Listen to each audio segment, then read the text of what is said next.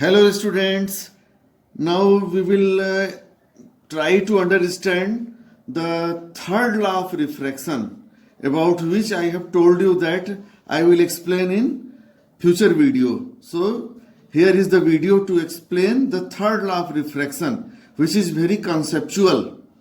What tells us the third law of refraction? According to it, the sine of the angle of incidence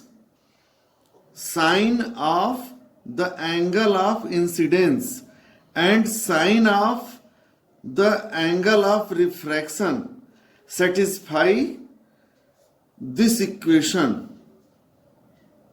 This is equal to n, where you can see O is the point of incidence and AB is the intermediate surface that separates medium 1 from medium 2. Incidence ray PO is incident ray which strike this intermediate surface or interface at point O, and OQ is the refracted ray.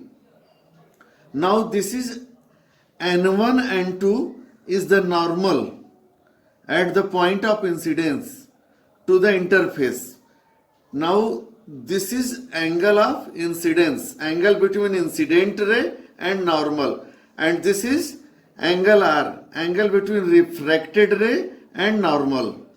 So sin I by sin R is equal to n. This n means refractive index. This is refractive index of which medium? Medium 1 or medium 2? Actually it is 1 and 2, means refractive index of medium 2 with respect to medium 1, or we can write down this as N21. See, refractive index is denoted by either n or mu, Greek alphabet mu and English alphabet n. So the refractive index can be represented by any of these two, n or mu. N to 1 means refractive index of 2 with respect to 1. 2 means by using this formula you can find the refractive index of the medium in which the refracted ray propagates. And this formula was given by a scientist Snell. That is why it is also known as Snell's law. Snell's law. What does it tell? It tells that the ratio of the sine of I to the sine of R means sine of angle of incidence to the sine of angle of refraction is always constant for a given pair of media. If we are given only two media, medium 1 and medium 2, then sine I upon sine R will be always constant for, and this will be denoted by N21. Now I have explained you in a previous video that what is a refractive index. The refractive index of any medium is equal, n is equal to speed of light in vacuum. You know the speed of light in vacuum is denoted by letter C, to that of ratio of the speed of light in vacuum to the speed of light in the given medium, in the given medium. This is refractive index of a medium in which the speed of light is V. And as this refractive index is with respect to vacuum or air, that is why it is known as absolute refractive index. Absolute refractive index. But if suppose this is water and this is glass, medium 1 is water and medium 2 is glass, then this N21 will never be the absolute refractive index of glass. This will be the refractive index of glass with respect to water, and it is known as relative refractive index. Relative refractive index N21 means refractive index of medium 2 with respect to medium 1. Okay, this is known as relative refractive index. Now, what is the meaning of sin I and sin R? I told you that your maths teacher will explain you in detail.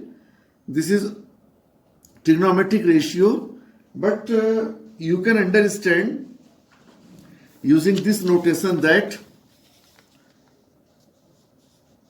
if in right angle triangle ABC, right angle at A, theta, a Greek alphabet theta, we are simply choosing to denote this angle ABC. In order to denote the angle ABC, we have chosen Greek alphabet theta. It is known as theta. So theta is the angle opposite to the right angle triangle. So sin theta will be the AC upon BC. AC upon BC, and you know AC is the length of the perpendicular and BC is the length of the hypotenuse. So you can simply understand that sin theta in any right angle triangle is the ratio of the length of perpendicular to that of hypotenuse. Okay? And for some standard value of angle, you must learn the value of sin theta. If the angle is 0 degree, then sin 0 will be 0. If angle is 30 degree, then sin 30 degree will be 1 by 2. If angle is 45 degree, then sin 45 degree will be 1 by root 2. If angle is 60 degree, then sin 60 degree will be root 3 by 2. And if 90 degree, sin 90 degree will be 1. So this thing you must learn. This table you simply write down in your notebook and learn. Okay, the derivation of these values your math teacher will explain. Now also learn this thing that these informations are of most important for the physics. That is why I am telling you, if theta 1 is greater than theta 2, for both the angle less than or equal to 90 degree, then sin theta 1 will also be greater than sin theta 2. And if theta 1 is less than theta 2, sin theta 1 will also be less than sin theta 2. You simply learn this relationship or this conclusion. How does it occur? This is the topic of maths, but we will apply only these results in order to understand the phenomena of refraction. Okay? Now, see what happens. This is medium 1 and this is medium 2.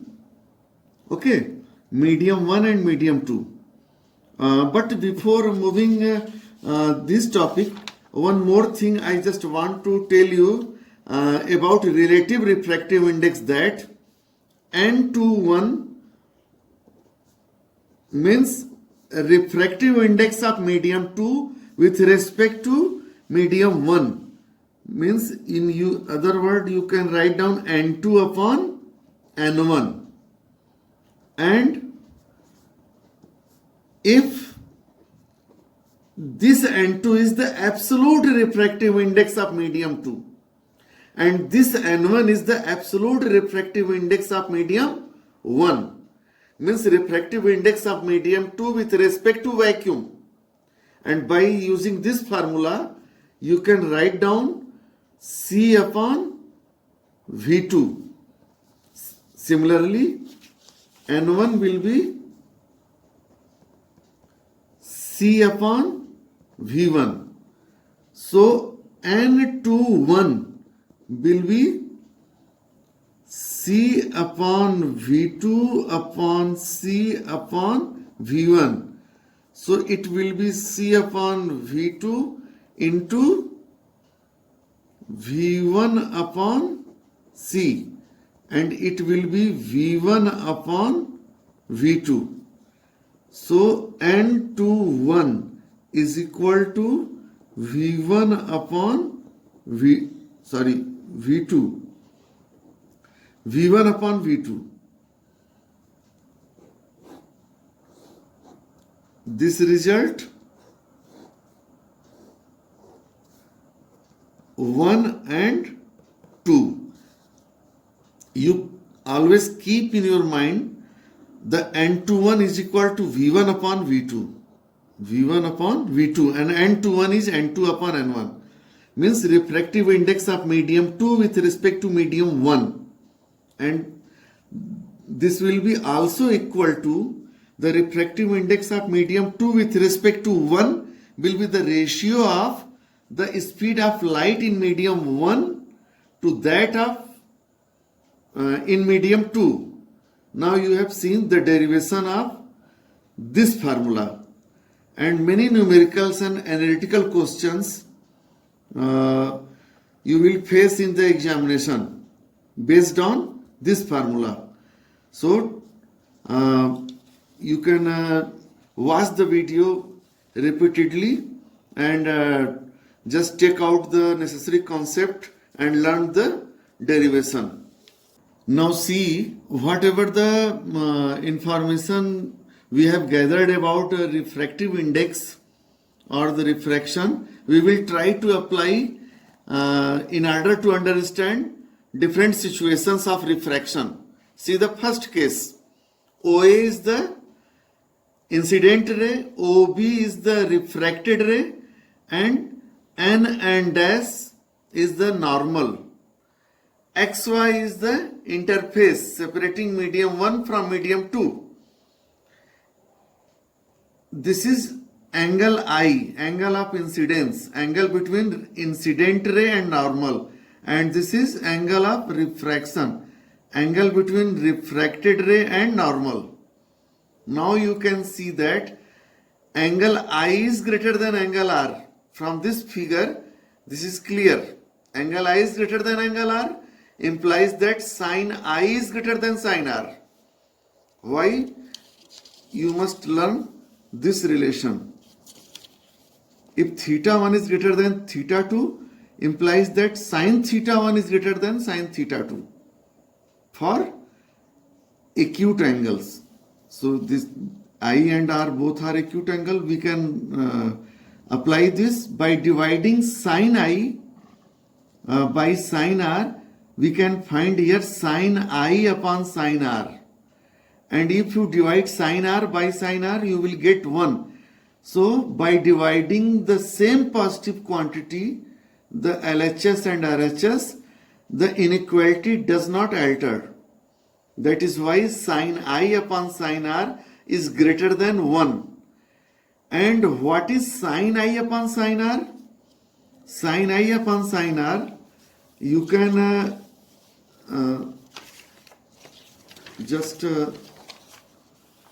sine I upon sine R is N21.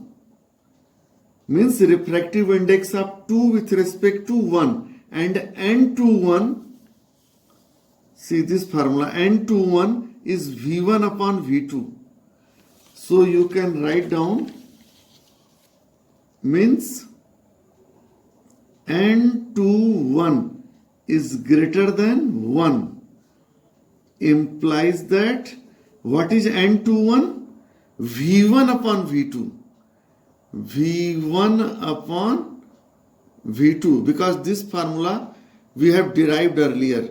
V1 upon V2 is greater than 1, implies that V1 is greater than V2 from here, V1 is greater than V2. This means that if the light slower down entering the second medium, V2 is lesser.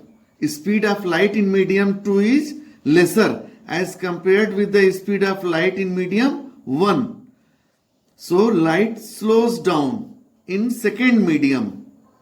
So we can draw a conclusion, very important conclusion, that if the light slows down, what does it mean? If the light slows down, this means that second medium is the optically denser medium. Denser. And V1 is greater means rarer medium. Rarer.